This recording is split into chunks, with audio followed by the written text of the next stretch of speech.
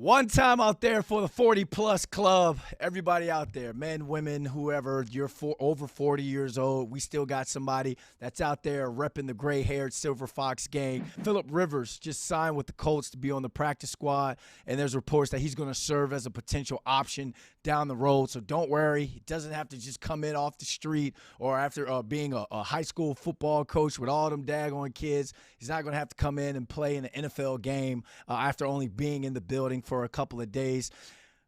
Good-ish news for the Colts. Obviously, Daniel Jones goes down with the leg injury, and then he tears his Achilles. I don't even know why he was out there in the first place, but that's not – we don't need to get into that. Riley Leonard came in, looked serviceable. It was unfortunate he got hurt.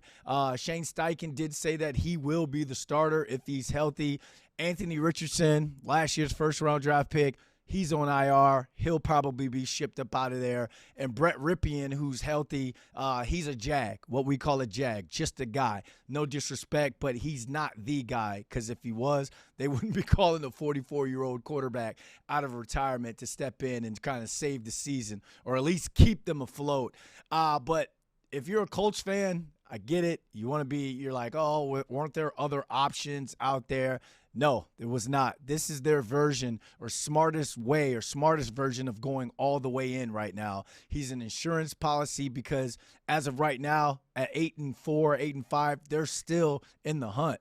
The trade deadline is over, so you can't trade for somebody. You can't go get Jameis, Russell Wilson, Mac Jones, not any of those guys. So you got to go to the streets. And you're going to go with someone who obviously you're comfortable with, has NFL experience. And the last time that the Colts had any types of playoff success or made it to the playoffs was back in 2020 during the COVID season. And surprise, surprise, who's their quarterback? Phillip Rivers. Now he steps in right now, and he is now the oldest player in the NFL, and he has grandchildren. So let's see what that dynamic is going to be like when he's talking to the youngsters in the locker room like Tyler Warren or Michael Pittman. Aaron Rodgers is 42 years old. We see him. He's all right. He's still serviceable. Mercedes Lewis is the most impressive at 41 years old, and he plays tight end for the Broncos. And obviously there's Nick Folk. He's 41. Kickers can play forever. George Blanda's the oldest player in NFL history. He retired at 48 years old. But in my opinion, let's go back to Rivers because they got 4 games left. If they can hide him on the practice squad for as long as possible, get serviceable quarterback play out of Riley Leonard or Brett Ripien, that's a win for him because it should be an easy-ish transition for Phillip Rivers. We're talking about a man that's played a lot of football, that's won a lot of football games. So if you're worried that he's going to step in and worried that he's not going to be able to pick up an NFL playbook after being out for a year and a half, or however long he's been gone, you're wrong. This guy, again, I say it all the time. In football, the concepts are pretty much the same. The protections are pretty much the same.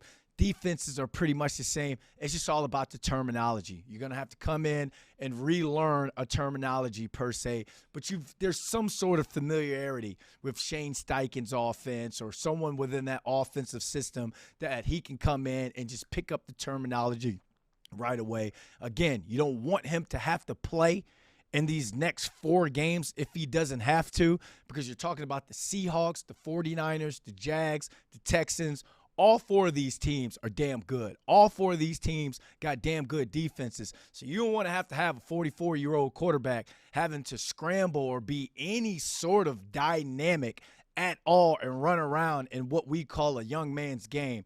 But if he has to step in and play, he's going to know when to get the football out. He's going to know who to go to, when, and what coverage. He's going to know the right decisions to make.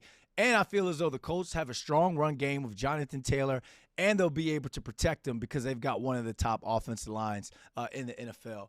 Shout out to Phillip Rivers doing it for all of us with bad backs, bad knees, bad Achilles, just anything and everything out there.